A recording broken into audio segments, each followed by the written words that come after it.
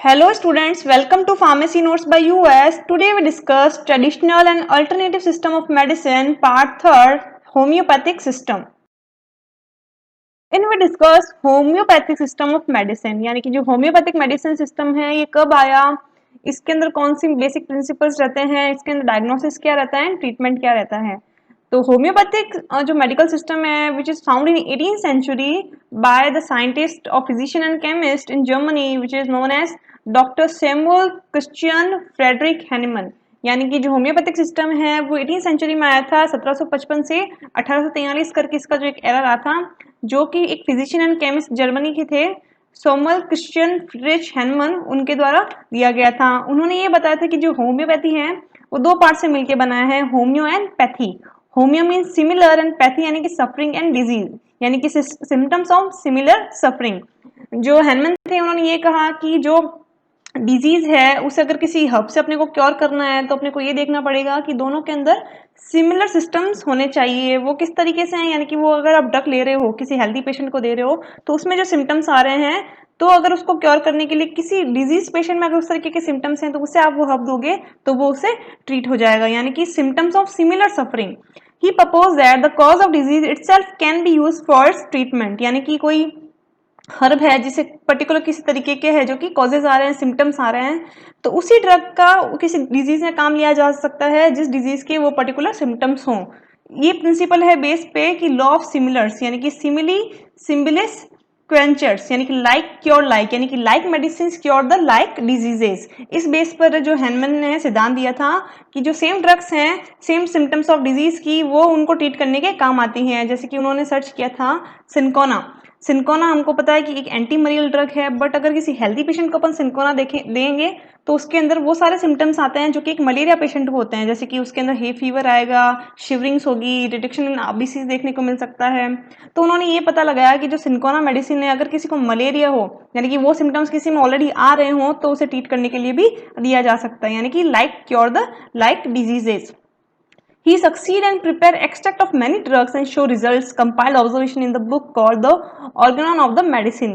उन्होंने सिनकोना के जैसे जैसे काफ़ी सारे जो मेडिकल हर्ब्स हैं या प्लांट्स हैं उनके एक्सट्रैक्ट निकाले, और उन्होंने ये लाइक क्योर लाइक वाली जो पद्धति है, जो सिद्धांत है, उसको ऑब्जर्व किया और उन चीज़ों को पॉजिटिव रिजल्ट्स लेकर आए, और उन्होंने इसको एक बुक के अंदर लिख दिया। With the book is known as the organon of medicine. It is based on the concept of proving and prover, यानी कि जो ये होम्योपैथिक सिस्टम है ये दो कॉन्सेप्ट पे बेस कर रहा है। प्रूविंग यानी कि जो मेडिसिन प्रूफ कर रही है, और प्रूवर यानी कि हेल्दी पर्सन पे, यानी कि like cure like. Healthy patient को एक पर्टिकुलर डोज देंगे अपन इन हाई कंसंट्रेशन, और देखेंगे कि क्या उसमें कौन कौन से सिम्टम्स आते हैं, वो सिम्टम्स अपन रिकॉर्ड कर लेंगे। फिर अपन देखेंगे कोई डिजीज पर्सन है जिसको बीमारी है, वो उसके अंदर वो सच में वो वाले सिम्टम्स आ रहे हैं क्या, तो वो जो मेडिसिन है उसका एक डाइल्यूटेड फॉर्म अपन उस डिजीज पर्सन को देंगे, और वो सारे के सारे सिम्टम्स जो अपने को हेल्दी पर्सन में देखने को मिले थे, जो कि अब डिजीज पर्सन में देखने को मिल रहे हैं, वो उस प्रूविंग मेडिसिन से क्योर हो जाता है। यानी कि वो मेडिसिन जो कि सिम्टम्स देती है हेल्दी पर्सन में, अगर किसी सेम डिजीज पर्सन में वो सिम्टम्स आ रहे हैं तो उसको क्योर भी करने के लिए कैपेबल है। So it is based on the 7 principles, यानी कि जो होम्योपैथिक सिस्टम है 7 प्रिंसिपल्स पे काम करती है। फर्स्ट प्रिंसिपल इज इंडिविजुअलाइजेशन, यानी कि same disease but may not prescribe the same drug according to symptoms, individual response to individual. यानी कि जो पर्सन की बात करें तो हर इंसान अपने में अलग है, उसकी प्रकृति अलग है, उसके अंदर different type of dominating factors हैं। तो अकॉर्डिंग टू होम्योपैथी ये कहता है कि डिजीज भले एक ही हो बट पर्सन अलग अलग हैं, तो अपने को हो सकता है कि दो सेम पेशेंट हैं, सेम तरीके के डिजीज हैं, बट उनको ट्रीट करने के लिए अपन डिफरेंट डिफरेंट मेडिकेशन दे रहे हैं। रीजन क्या होगा, अकॉर्डिंग टू देयर सिम्टम्स, यानी कि डिजीज सेम है बट उनके अंदर जो सिम्टम्स आ रहे हैं वो डिजीज के कारण वो डिफरेंट आ रहे हैं, तो अपन को जो मेडिकल ट्रीटमेंट उनको देना है वो अकॉर्डिंग टू सिम्टम्स देना होगा, क्योंकि जो मेडिसिन हैं वो डिफरेंट डिफरेंट सिम्टम्स पे ही काम करेगी। यानी कि इंडिविजुअल रिस्पॉन्स द इंडिविजुअल, जो सिम्टम वो जो पेशेंट दिखाएगा अपने को उसको उस हिसाब से ट्रीट करना होगा।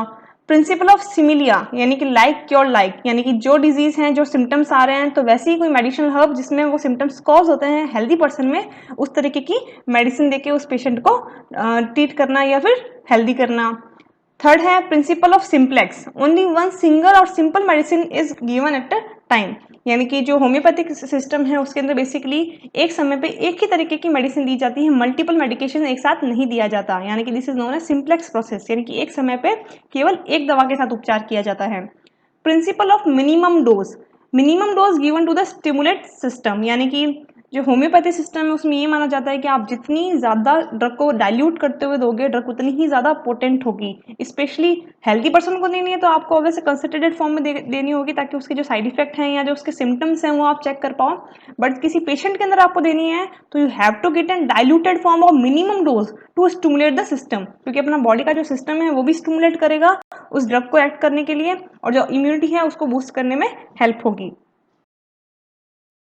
पॉइंट है law of proving drug suitable for treatment if similar symptoms produce in healthy person and disease person, यानी कि ये लॉ ऑफ प्रूविंग ये है कि जैसे कि आपने कोई हर्ब प्रिपेयर करी और उसके सिम्टम्स देखने हैं तो वही सिम्टम्स आप हेल्दी पर्सन में भी देख रहे हो और डिजीज पर्सन में ही देख रहे हो, तब ये ज़्यादा प्रूफ हो जाता है कि हाँ जो मेडिसिन है वो दोनों में सही से काम करेगी या फिर जो डिजीज पर्सन है उसे क्योर करने में हेल्प करेगी। तो this is known as law of proving, यानी कि ड्रग है वो healthy person and disease person में सेम तरीके के रिस्पॉन्स करना चाहिए।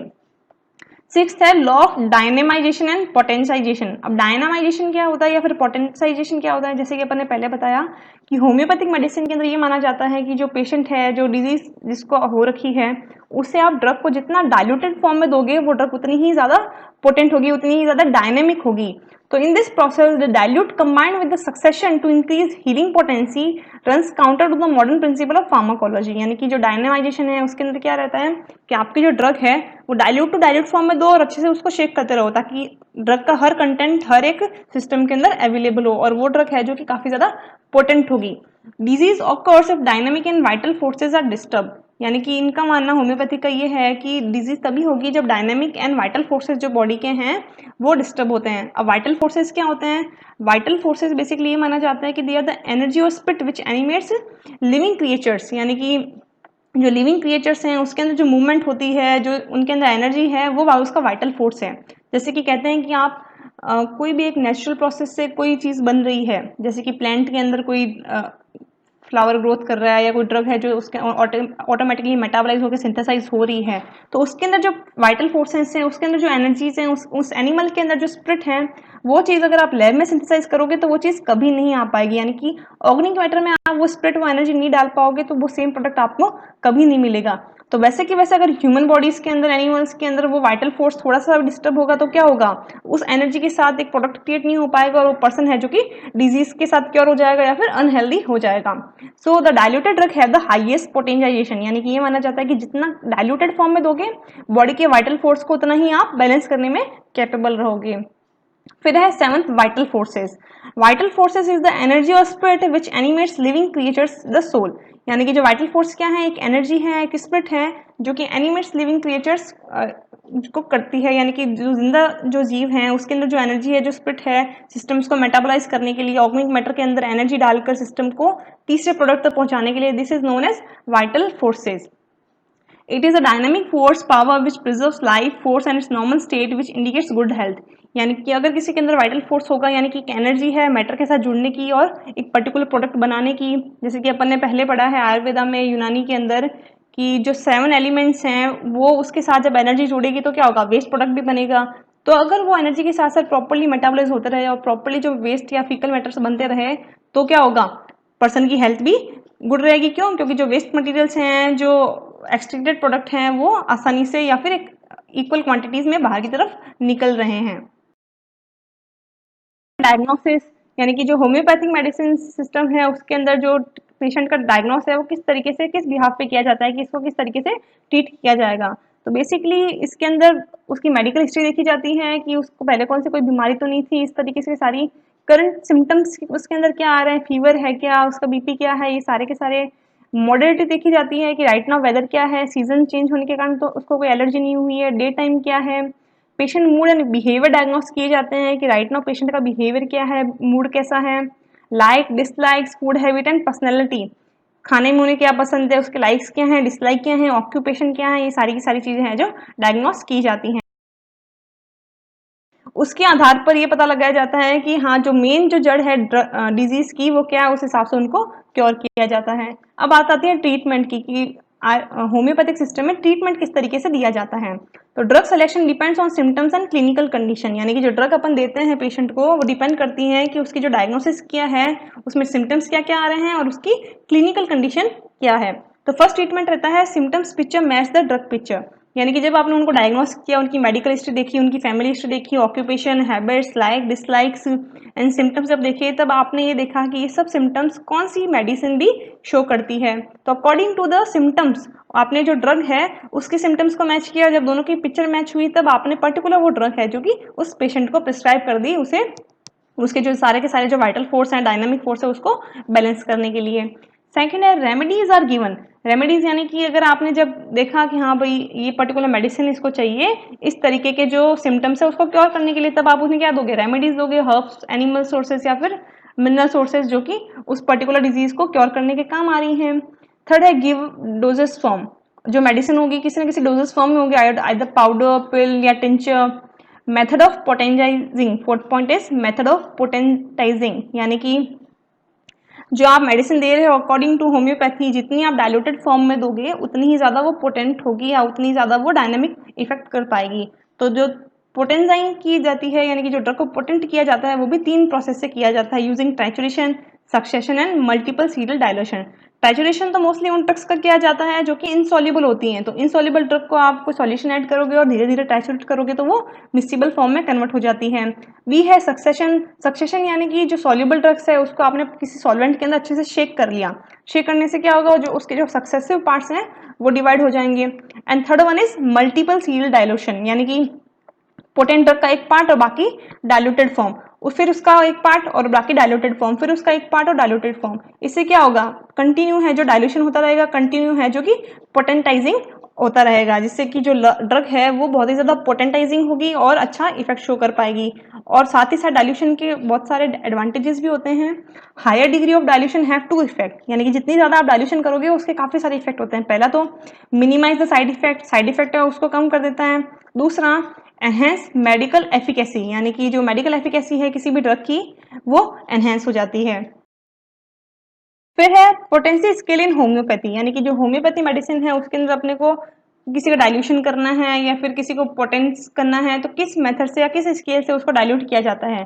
तो यहाँ पे 3 स्केल होते हैं, डेसिमल, सेंटिसिमल एंड मिलीसिमल स्केल्स। अब डेसिमल यानी कि ऑब्वियस है 10 पार्ट, तो इसके अंदर डाइल्यूट करना होगा तो किस तरीके से किया जाता है, सबसे पहले आपका जो एक पार्ट ऑफ ड्रग है वो आप लोगे और 9 पार्ट ऑफ आप जो मदर टिंचर वो लोगे, तो आपके पास जो सॉल्यूशन है वो कितना हो गया 10 ml, यानी कि 1 part of drug and 9 part of solution, तो this is known as 1 decimal, यानी कि 1x स्केल डाइल्यूशन। अगर इसी का आपको 2x डाइल्यूशन करना है तो ये जो पार्ट है उसका again 1 part and 9 part of mother tincture आप लोगे और उसको डाइल्यूट कर दोगे, तो this is known as 2x decimal scale dilution.